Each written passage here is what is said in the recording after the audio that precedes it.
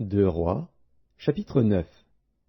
Élisée, le prophète, appela l'un des fils des prophètes et lui dit, « Saint Terrain, prends avec toi cette fiole d'huile et va à Ramoth en Galaad. Quand tu y seras arrivé, vois Jéhu, fils de Josaphat, fils de Nimshi. Tu iras le faire lever du milieu de ses frères, et tu le conduiras dans une chambre retirée. Tu prendras la fiole d'huile que tu répandras sur sa tête, et tu diras, « Ainsi parle l'Éternel, je t'oins roi d'Israël. » Puis tu ouvriras la porte, et tu t'enfuiras sans t'arrêter. Le jeune homme, serviteur du prophète, partit pour Ramoth en Galaad.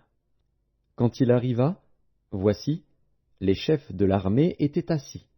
Il dit, « Chef, j'ai un mot à te dire. » Et Jéhu dit, « Auquel de nous tous ?» Il répondit, « À toi, chef. » Jéhu se leva et entra dans la maison, et le jeune homme répandit l'huile sur sa tête, en lui disant, « Ainsi parle l'Éternel, le Dieu d'Israël. Je t'oins roi d'Israël, du peuple de l'Éternel.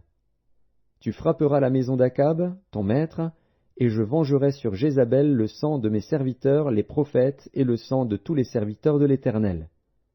Toute la maison d'Akab périra. J'exterminerai quiconque appartient à Akab, celui qui est esclave et celui qui est libre en Israël, et je rendrai la maison d'Akab semblable à la maison de Jéroboam, fils de Nebat, et à la maison de Baécha, fils d'Akija. Les chiens mangeront Jézabel dans le champ de Jizréel, et il n'y aura personne pour l'enterrer. » Puis le jeune homme ouvrit la porte et s'enfuit. Lorsque Jéhu sortit pour rejoindre les serviteurs de son maître, on lui dit, « Tout va-t-il bien? Pourquoi ce fou est-il venu vers toi ?» Jéhu leur répondit, « Vous connaissez bien l'homme et ce qu'il peut dire. » Mais ils répliquèrent, « Mensonge! Réponds-nous donc. » Et il dit, « Il m'a parlé de telle et telle manière, disant, « Ainsi parle l'Éternel, je t'oins roi d'Israël. » Aussitôt ils prirent chacun leurs vêtements, qu'ils mirent sous Jéhu au haut des degrés, ils sonnèrent de la trompette et dirent, « Jéhu est roi !» Ainsi Jéhu, fils de Josaphat, fils de Nimshi, forma une conspiration contre Joram. Or Joram et tout Israël défendaient Ramoth en Galaad contre Hazaël, roi de Syrie. Mais le roi Joram s'en était retourné pour se faire guérir à Jizréel des blessures que les Syriens lui avaient faites lorsqu'il se battait contre Hazaël, roi de Syrie. Jéhu dit, « Si c'est votre volonté, personne ne s'échappera de la ville pour aller porter la nouvelle à Jizréel. » Et Jéhu monta sur son char et partit pour Jizréel, car Joram y était alité, et Akazia, roi de Juda, était descendu pour le visiter. La sentinelle placée sur la tour de Jizréel vit venir la troupe de Jéhu et dit, « Je vois une troupe. » Joram dit, « Prends un cavalier et envoie-le au-devant d'eux pour demander si c'est la paix. » Le cavalier alla au-devant de Jéhu et dit, « Ainsi parle le roi. Est-ce la paix ?» Et Jéhu répondit, « Que t'importe la paix?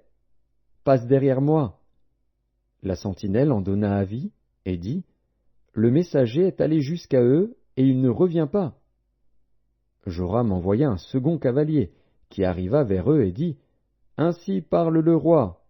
Est-ce la paix? » Et Jéhu répondit, « Que t'importe la paix? Passe derrière moi. » La sentinelle en donna avis et dit, « Il est allé jusqu'à eux et il ne revient pas. » Et le train est comme celui de Jéhu, fils de Nimshi, car il conduit d'une manière insensée. Alors Joram dit, « Attelle !» et on attela son char.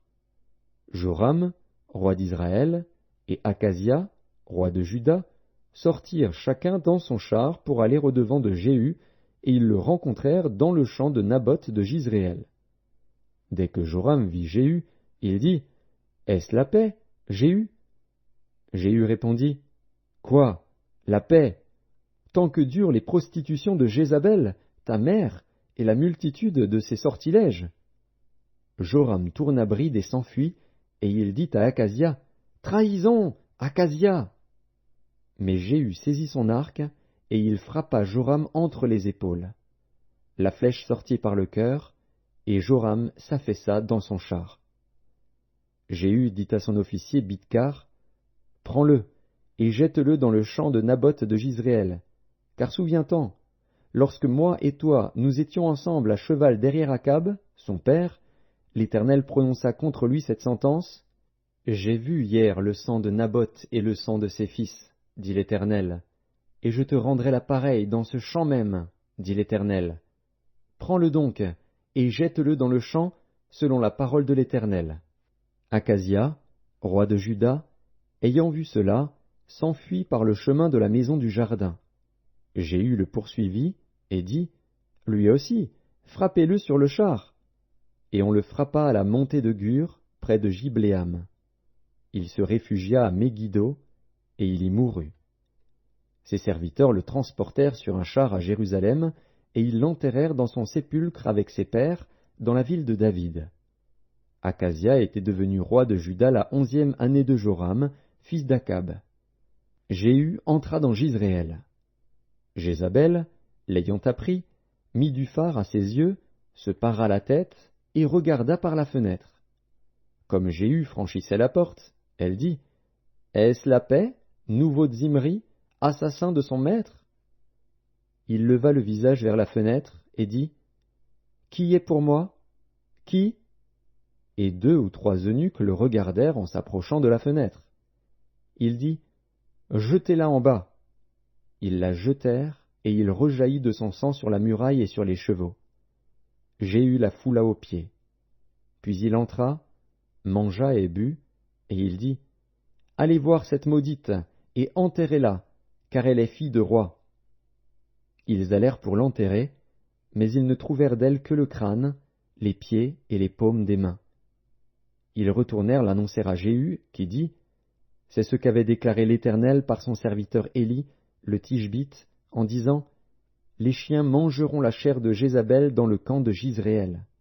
Et le cadavre de Jézabel sera comme du fumier sur la face des champs, dans le champ de Jizréel, de sorte qu'on ne pourra dire, c'est Jézabel. »